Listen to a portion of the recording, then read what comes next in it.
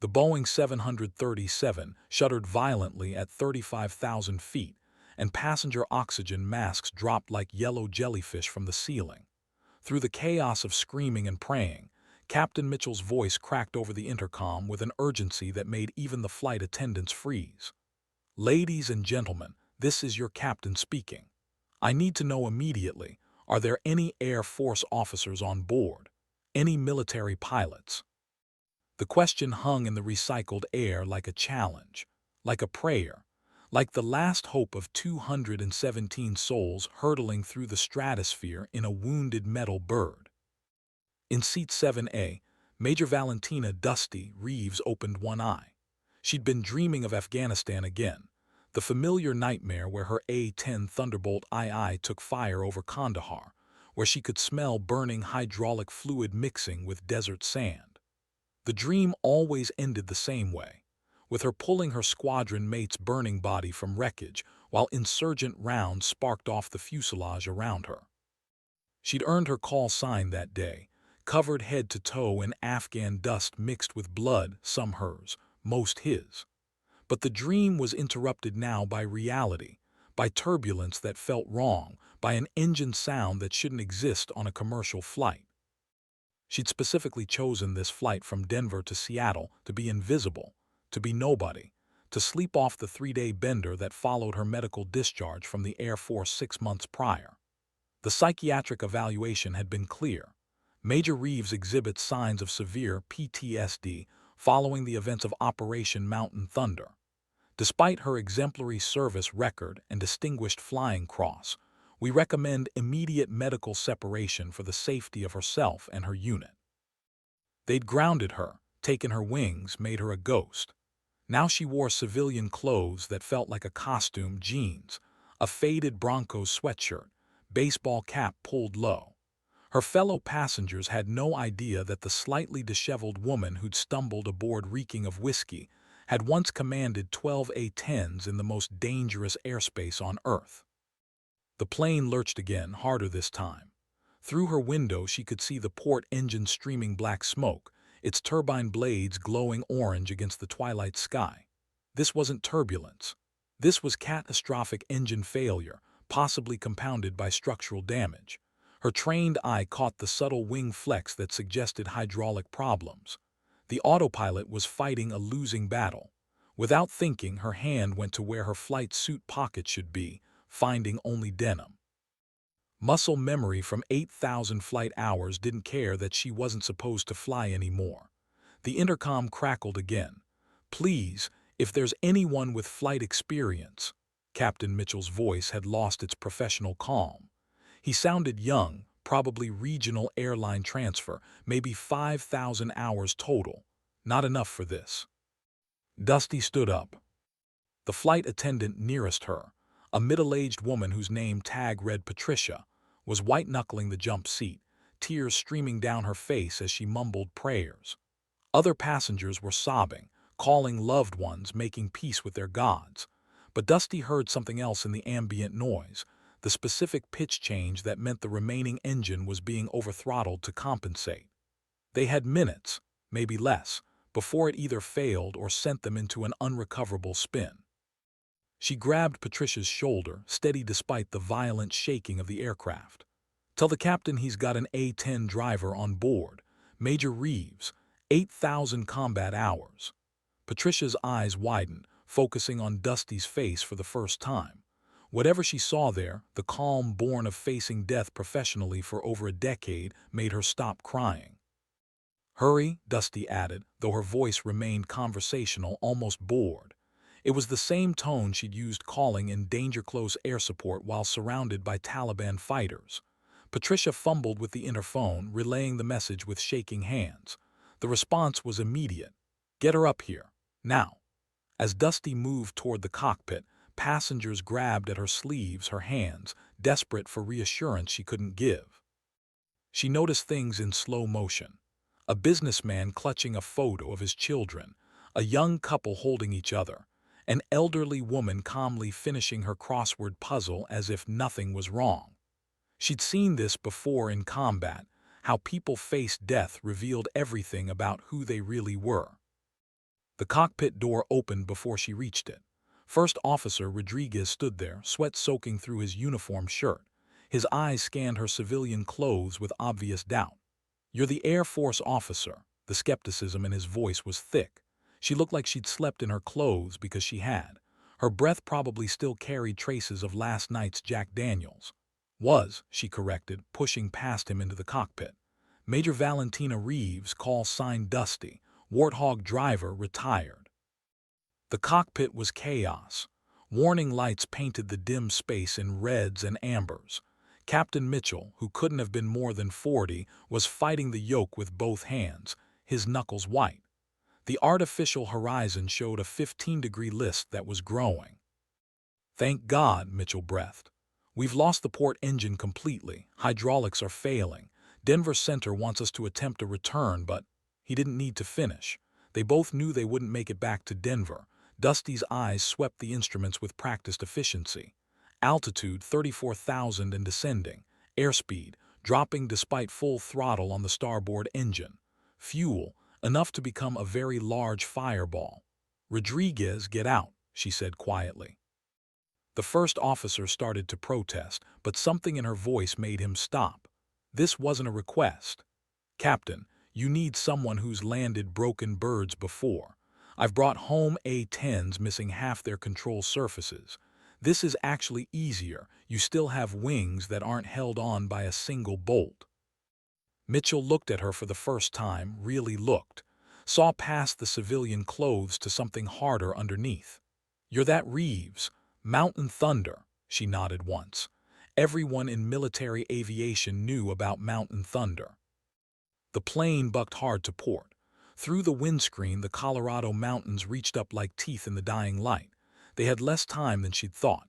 "Captain, with respect, you can either let me help or we can argue about protocol while 200 people die." Mitchell held her gaze for another second, then made the choice that would define the rest of his life, however long that might be. "Rodriguez out. Major, take his seat."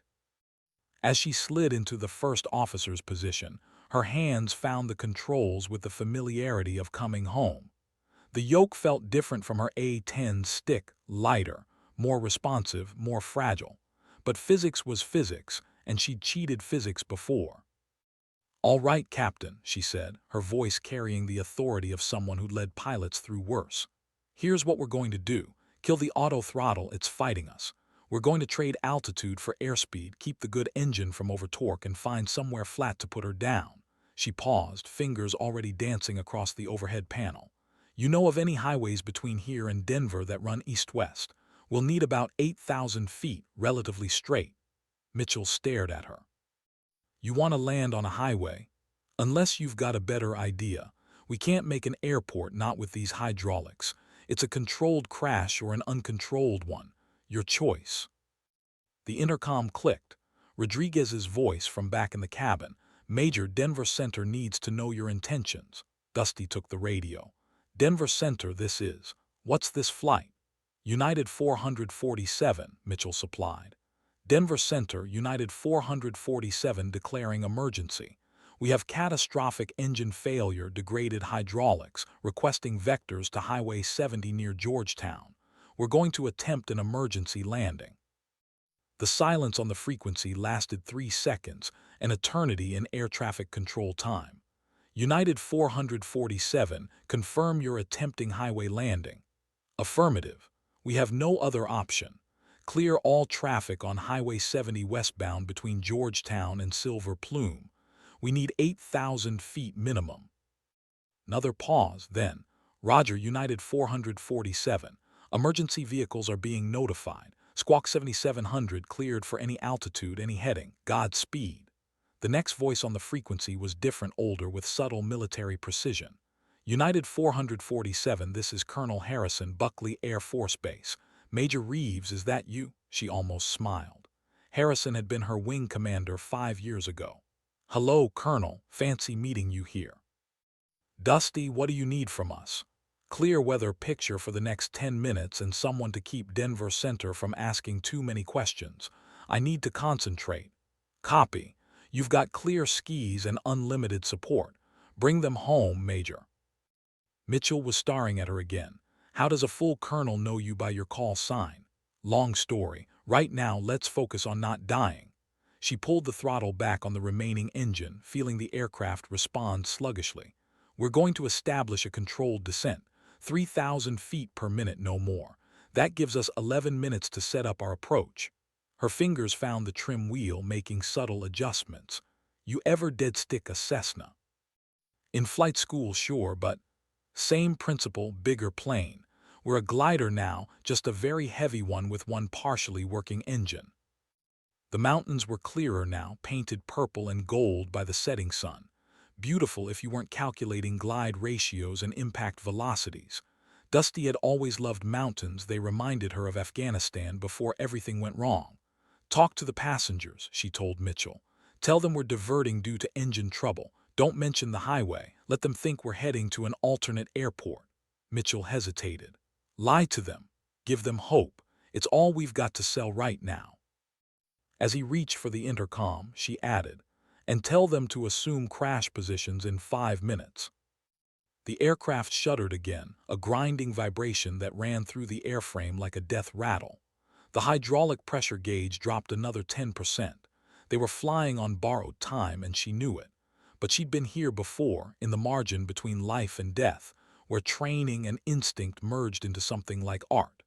Denver Center, United 447. We're at 28,000 beginning final descent. We'll need Highway 70 clear from mile marker 228 to 235. United 447, Colorado State Patrol confirms highway closure in progress. Weather remains clear. Winds at surface level 270 at 8 knots. Perfect, a slight headwind to reduce ground speed. She'd take every small mercy the universe wanted to offer. Captain, when we get below 10,000, I need you to deploy the ram air turbine. We're going to lose electrical as the engine spools down. Mitchell's hands moved to the rat handle. You've done this before. It wasn't a question. Twice. Once in training, once for real. She didn't mention that the second time had earned her the Distinguished Flying Cross and a ticket home in a medical transport. Through the windscreen, she could see the ribbon of highway beginning to take shape, a black snake through the mountain valleys. Cars were pulling over, their headlights creating a dotted line of witnesses to what would either be a miracle or a tragedy. The altitude unwound like a clock running backward. 20,000, 15,000, 12,000. Each foot of altitude lost was one they'd never get back, one step closer to commitment. United 447, be advised, news helicopters are in your vicinity. We're keeping them clear, but... Roger, let them watch. Maybe they'll learn something. 10,000 feet. The mountains were no longer below them but around them, granite walls channeling them toward their makeshift runway. She could see the Georgetown Valley opening up ahead, the highway running straight for almost 2 miles before curving near Silver Plume. It would have to be enough. Deploy RAT, she ordered. Mitchell pulled the handle. The backup power system deployed with a thunk they could feel through the airframe, a small propeller dropping into the slipstream to generate just enough electricity to keep essential systems running. The cabin lights dimmed. Passengers screamed. United 447, you're cleared for approach to Highway 70. Emergency vehicles are standing by. Copy Denver, Captain Mitchell, lower the gear. Now, we're still at 8,000. Now, we need the drag and we need to know if they'll lock. If the hydraulics are too far gone, we need time to figure out Plan B. The landing gear handle moved with agonizing slowness. They could hear the doors opening, feel the drag increase dramatically. The gear position indicators flickered, then showed 3 green lights. 3 green, gear down and locked, Mitchell breathed. I'll be damned. Don't jinx it, Dusty muttered, adjusting their glide path. The highway was clear now. She could see the flashing lights of police cars blocking on-ramps, creating a corridor of asphalt that would either save them or become their grave. 5,000 feet. The remaining engine coughed again. Come on, she whispered to it. Just a few more minutes. You can die after we're on the ground. 4,000 feet. They were below the peaks now, committed to the valley, no way out except through. The highway looked impossibly narrow, designed for cars, not a Boeing 737 with a 94-foot wingspan. Power lines crossed it in 3 places that she could see. They'd have to thread the needle. "Flaps to 15, she ordered. The flaps extended partially asymmetrically. The plane yawed hard to the left. She corrected with rudder, but the response was sluggish. "That's all we're getting. Hydraulics are almost gone." 3,000 feet, 2 minutes to impact. She could see individual cars now pulled over on the shoulders, people out of their vehicles, phones raised to record history. United 447 weather update. Wind shifting to 290 at 12 knots, gusting to 18. Crosswind, of course. The universe's final test. Copy. We're committed now. 2,000 feet. The engine died. No cough, no sputter, just silence. The sudden absence of thrust pitched them forward. "Dead stick," she announced, pulling back on the yoke to maintain glide angle. The only sounds now were wind over the wings and 217 people holding their breath. 1 minute to touchdown. "Captain, call out airspeeds." 160, 155, 150. 1,000 feet. The highway filled the windscreen. She could see the painted lines, the mile markers, a abandoned semi-truck someone hadn't moved in time. They'd have to offset to miss it. 140, 135, too fast. They'd float past their touchdown zone, run out of road before the curve. She had one option left. "Brace for slip," she warned, then crossed the controls, left rudder, right aileron, turning the aircraft into a massive air brake. The plane skewed sideways through the air, bleeding speed in exchange for altitude. 500 feet. She released the slip, wings level, lined up with the center line of the westbound lanes. 120, 115. Call it at 100. 110, 105, 100. She pulled the yoke full back, flaring the massive aircraft like a Cessna, trading the last of their speed for a gentle touchdown angle. The radar altimeter counted down. 50, 40, 30, 20, 10. The main gear kissed the asphalt with a chirp that would have made any airline training captain proud. For 1 perfect second they were rolling, alive, safe. Then physics reasserted itself. They were doing 90 knots on a surface designed for 70-mile-per-hour traffic. The nose gear slammed down hard. She stood on the brakes, feeling them grab, fade, grab again. Anti-skid cycling, fighting for grip on highway asphalt never designed for this kind of load. The abandoned semi grew larger in the windscreen. She nudged the rudder, threading between it and the median barrier with 5 feet to spare on each side. 80 knots, 70. The curve at Silver Plume was coming up fast, a right-hand bend that would slam them into the mountain if they couldn't stop. 60 knots. She could see emergency vehicles racing parallel on the eastbound lanes trying to keep up. 50 knots. The brakes were smoking now, she could smell them through the air vents. 40 knots, 30. The curve was 200 yards ahead. 20 knots, 100 yards, 10 knots, 50 yards.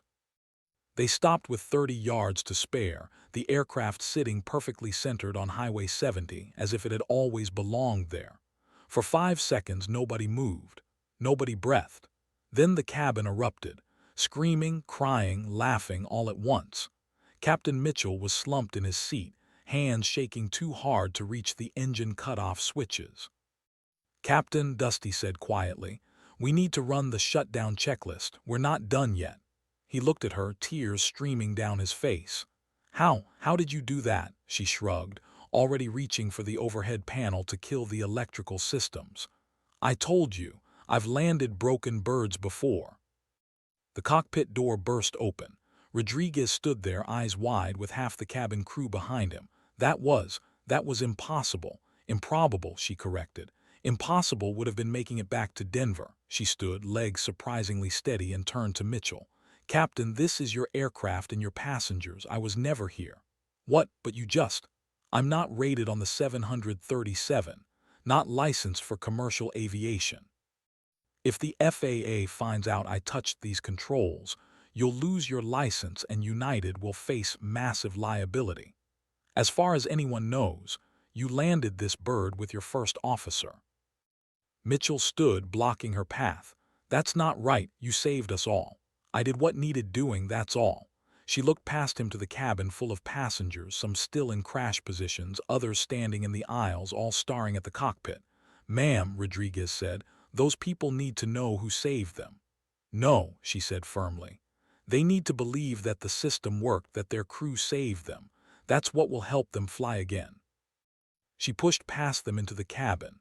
The passengers parted like a sea, some reaching out to touch her, others just staring. Patricia, the flight attendant, grabbed her arm. "You're her, aren't you? The pilot from Afghanistan, the one who—" "I'm nobody," Dusty interrupted. "Just someone who used to fly." She made it 3 rows before a teenage girl blocked her path, phone extended. On the screen was a news article from 6 months ago. Decorated Air Force pilot medically discharged after Afghanistan incident. Below was her official Air Force photo showing her in dress blues, wings polished, expression neutral. "You're Major Reeves," the girl said, loud enough for everyone to hear. "You saved those contractors in Kandahar. You're a hero." "Was," Dusty corrected, trying to move past. "Was a hero. Now I'm just tired." But the crowd wouldn't let her pass. An elderly veteran in a Korea cap stood at attention and saluted. Others began clapping. The sound built like thunder, echoing through the fuselage. She stood there, trapped between her past and present, between the officer she'd been and the ghost she'd become. Through the windows, she could see the emergency vehicles surrounding them, the news helicopters circling overhead like mechanical vultures, the mountains painted red by the setting sun. It looked like Afghanistan, like the day everything changed. "Please," she said, but her voice was lost in the applause. Captain Mitchell appeared beside her, took the intercom. "Ladies and gentlemen, we owe our lives to Major Valentina Reeves, United States Air Force. She's a genuine hero, and today she's our hero." The applause became deafening. She wanted to run, to hide, to disappear back into the bottle that had been her only companion for 6 months. But there was nowhere to go. They were on a highway in the Colorado mountains, alive because she'd remembered how to fly, because muscle memory didn't care about psychiatric evaluations. Rodriguez was on his phone, talking rapidly to someone. "Yes, sir. Major Valentina Reeves, that's right, the one from Mountain Thunder. She landed us on Highway 70. No casualties, no injuries. Yes, sir, I'd say that qualifies as a miracle." He hung up, turned to her. "That was the chief pilot. He says to tell you that United would be honored to offer you a position, no questions asked. Full captain, your choice of routes." She almost laughed. 6 months ago, she'd have sold her soul to fly anything. Now, standing in a broken plane surrounded by people calling her a hero, all she wanted was another drink and the obscurity of seat 7A. "Thanks, but no, I don't fly anymore." "But you just—" Mitchell started. "I just did what was necessary. That's different from flying." Emergency slides deployed with a hiss. First responders began boarding, checking passengers, beginning the evacuation process. She let herself be carried along with the crowd, down the slide, onto the highway where she'd threaded a 737 through a space barely wider than its wingspan. The asphalt was scarred with tire marks, black strips of rubber that traced their path to survival. A Colorado State Patrol officer approached her. "Major Reeves, I need to ask you some questions." "I'm not a major anymore," she said automatically. "Ma'am, what you just did. I've been flying helicopters for 20 years and I couldn't have done that. You weren't in the seat. Sometimes that's all that matters, being in the seat when the moment comes." News crews were setting up, reporters practicing their stand-ups with the aircraft as backdrop. She could hear fragments. "Miraculous landing, decorated war hero, 1 in a million chance." They'd have her face on every channel by morning, her story dissected, her past exhumed. The psychiatric evaluation would surface. People would question why someone deemed unfit to fly military aircraft had been allowed to take control of a civilian airliner. There would be investigations, hearings, liability discussions. "Major Reeves," a familiar voice cut through the chaos. She turned to see Colonel Harrison striding toward her in flight suit, having flown down from Buckley. He looked older than she remembered, gray threading through hair that had been black when he'd pinned her distinguished flying cross to her uniform. "Colonel." She didn't salute, She wasn't military anymore, but old habits made her straighten. Dusty. He pulled her into an embrace that violated every protocol they'd ever followed. That was extraordinary flying. That was necessity, sir, nothing more. Stop. He held her at arm's length, studying her face. Stop diminishing what you just did. You saved 217 people. I flew a plane, sir, that's all. Same as I've done thousands of times. No, you flew a crippled aircraft with failing hydraulics and one dead engine through a mountain valley and landed it on a highway in crosswind conditions. That's not just flying. That's art. She pulled away. Is that what you called it when I came back from Kandahar, when I lost Thompson, when the board decided I was too damaged to fly? His expression softened.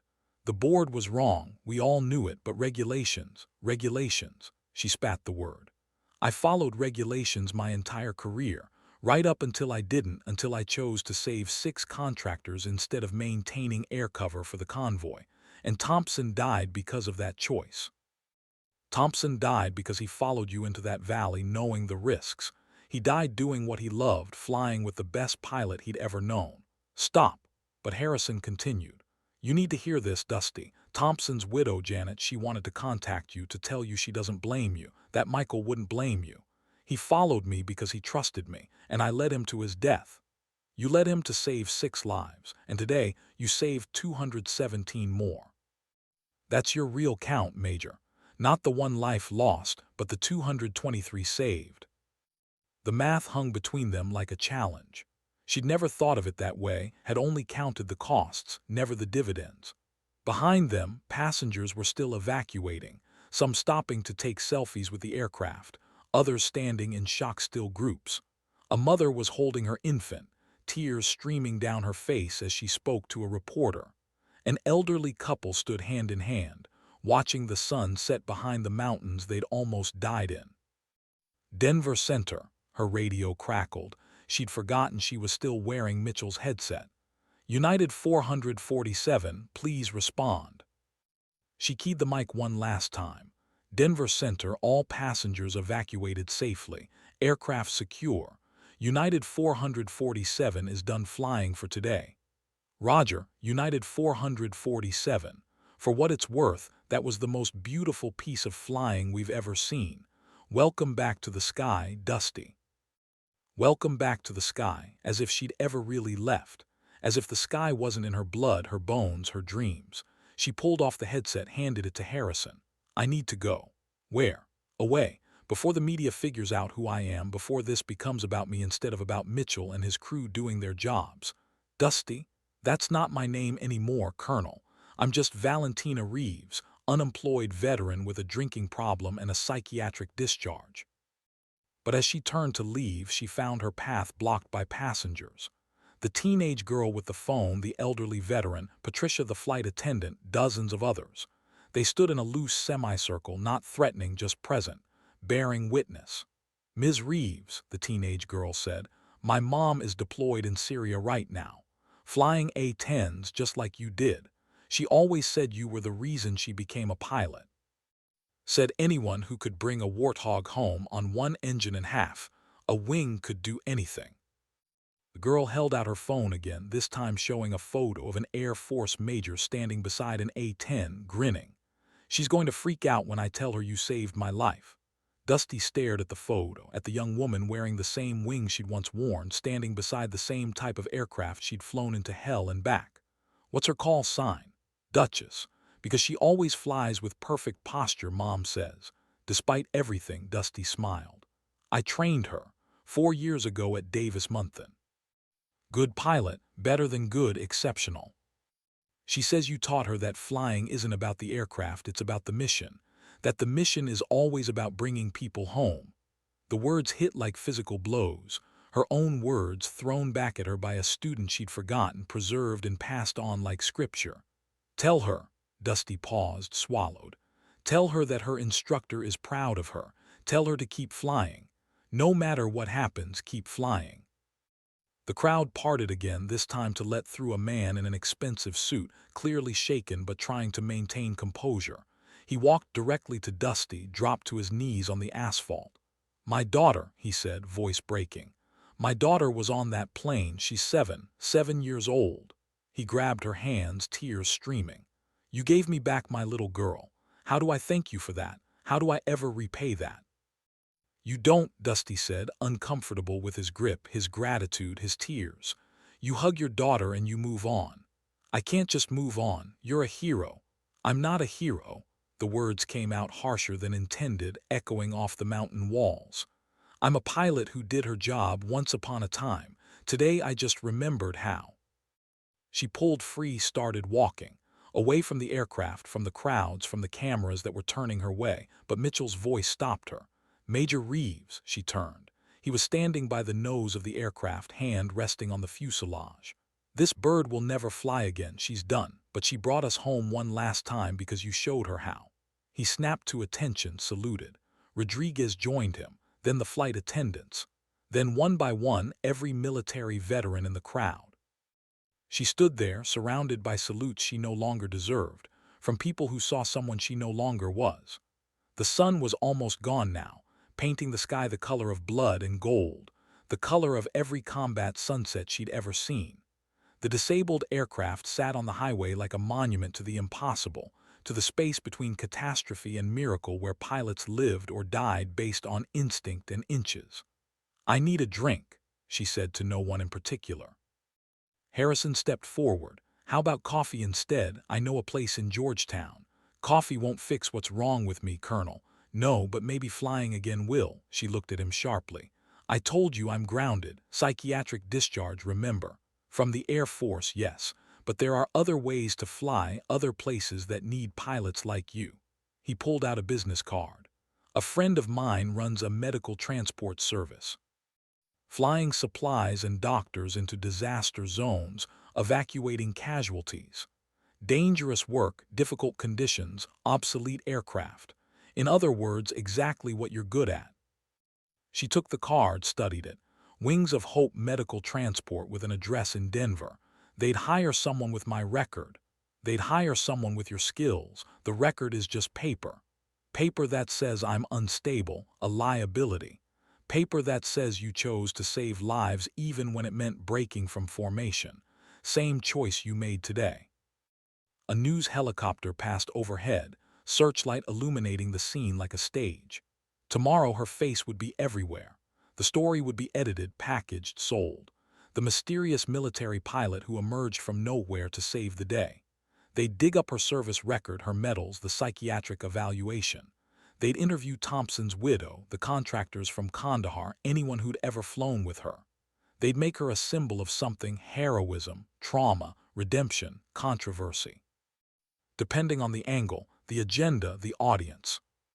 But right now, in this moment, she was just a woman standing on a highway in the mountains, surrounded by people she'd kept alive by remembering how to fly. The teenage girl was filming everything on her phone, no doubt live streaming to the world. Wait, the girl called out as Dusty started walking away. What should I tell my mom? What message should I give her? Dusty turned back one last time. Tell her that Dusty says to trust her instincts. The aircraft will tell you what it needs if you listen. And sometimes, what it needs is to break the rules. She looked at the assembled crowd, at the aircraft that would never fly again, at the mountains that had almost claimed them all. Tell her that flying isn't about being perfect. It's about being present when the moment demands it. With that, she walked away. Past the emergency vehicles, past the news vans, past the barriers being erected to contain the scene. Harrison fell into step beside her, didn't speak, just walked. Behind them, the crowd began to disperse, passengers reuniting with families who thought they'd lost them, crew members beginning the long process of reports and debriefs. But the teenage girl kept filming, tracking Dusty's departure until she vanished into the gathering darkness. The video would go viral within hours. The ghost pilot of Flight 447, some would call her. Others would use different names: hero, broken warrior, liability, miracle worker. The FAA would launch an investigation that would last months, ultimately concluding that while regulations had been violated, the outcome justified the means. United would offer her a job 16 times. She would refuse 16 times. The Air Force would quietly review her discharge, some arguing for reinstatement, others maintaining the board's decision. The debate would rage in comment sections and conference rooms, but Dusty wouldn't care. Because 3 days later she would walk into the offices of Wings of Hope Medical Transport. The owner, a former Navy pilot named Samuel Chen, would look at her over reading glasses held together with electrical tape. "I know who you are," he'd say. "Everyone knows who you are now." "Is that a problem?" she'd ask. "Can you fly a DC-3 that's older than your father? Can you land on dirt strips in Africa with no instruments? Can you do it while people are shooting at you?" "Probably," she'd answer. "Good enough. You start Monday. We've got a supply run to South Sudan. Government's collapsed again, refugees need medical supplies. Dangerous as hell, pays terrible, aircrafts held together with prayer and duct tape." "Sounds perfect," she'd say and mean it. Because flying into danger with obsolete equipment to save lives wasn't redemption, it was just who she was. 6 months later, the teenage girl from Flight 447 would receive a message through Instagram. It would be a photo taken from the cockpit of a battered DC-3 flying over African savanna at sunset. The sky would be painted in impossible colors, gold and purple and red, with the shadow of the aircraft stretching across the landscape below. The caption would be simple: "Tell your mom I'm flying again. Not perfect, just present. Dusty." The girl would forward it to her mother, still deployed in Syria, who would print it and tape it to the dashboard of her A-10. It would stay there through 2 more deployments, a talisman against the darkness that came with flying into combat. Other pilots would ask about it, and she'd tell them the story of Flight 447, of the broken major who'd saved her daughter's life by remembering how to fly. The story would spread through ready rooms and officers' clubs, becoming legend, becoming myth. But the truth was simpler and more complex. A woman had chosen to act when action was needed, had chosen to fly when flying was necessary. In the official FAA report, filed 18 months after the incident, investigators would note the impossibility of what had been accomplished: the successful landing of a Boeing 737-800,